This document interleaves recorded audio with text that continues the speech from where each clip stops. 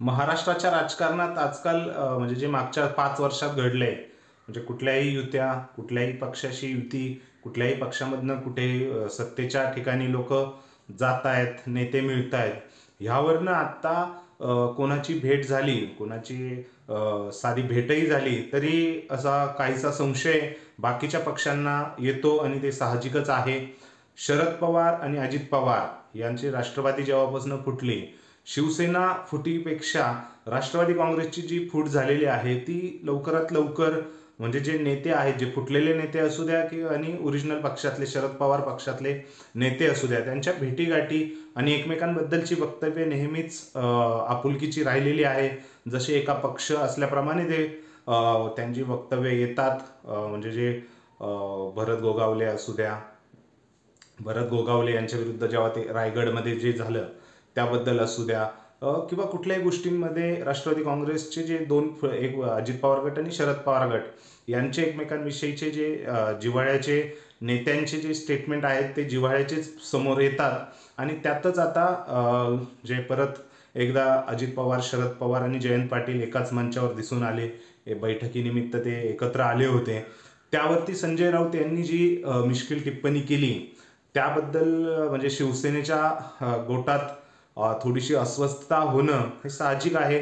संजय राऊत यांनी म्हटलंय की रयत शिक्षण संस्था, अशा ज्या संस्था आहेत त्यांची वार्षिक सभा असू द्या किंवा काही असू द्या, ते अजित पवार, शरद पवार यांच्या भेटीगाठीसाठी चांगलंच आहे, जयंत पाटील यांच्या भेटीगाठीसाठी.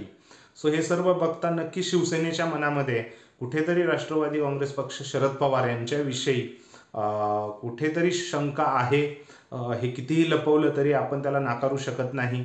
कारण जेव्हा एकनाथ शिंदे यांना शरद पवार यांनी पुरस्कार दिला होता मराठी साहित्य संमेलनाच्या वेळेस, आणि त्याच मंचावरनं नीलम गोरे यांनी शिवसेनेच्या म्हणजे उद्धव ठाकरे यांच्याबद्दल BMW असं, म्हणजे सगळ्यांना माहितीच आहे, उद्धव ठाकरे हे BMW कार घेतात मंत्रिपद देण्यासाठी, हे स्टेटमेंट केलं होतं. त्यावेळेस शरद पवारही तिथं उपस्थित होते.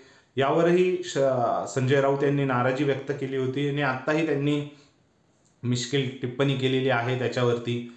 तर एकंदरीत हे सगळं बघता नक्कीच शिवसेनेला कुठंतरी वाटतंय, आणि शरद पवार यांच्या मेनली जी हिस्ट्री आहे त्यावरनं तर नक्कीच हा राजकारणाचा एक भाग असू शकतो, नसू शकतो. चर्चांना उधाण आहे. जयंत पाटील यांनी आता देवेंद्र फडणवीस यांची एका वृत्तवाहिनीसाठी मुलाखत घेतली. ती मुलाखतही पूर्ण महाराष्ट्रभर चर्चेचा विषय ठरतेय. त्यामध्येही शिवसेनेला साहजिकच वाटणं आहे की जयंत पाटील हे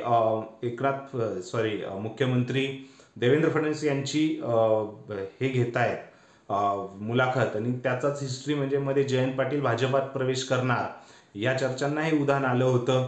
सो कुठेतरी नक्की शिवसेनेला वाटतंय, कारण जसं शरद पवार आणि अजित पवार या गटाचं भागणं चालू आहे, त्यामुळे निश्चितच पुढे मागे हे दोन्ही गट एकत्र आले तर शंका वाटायला नको, येऊही शकतात.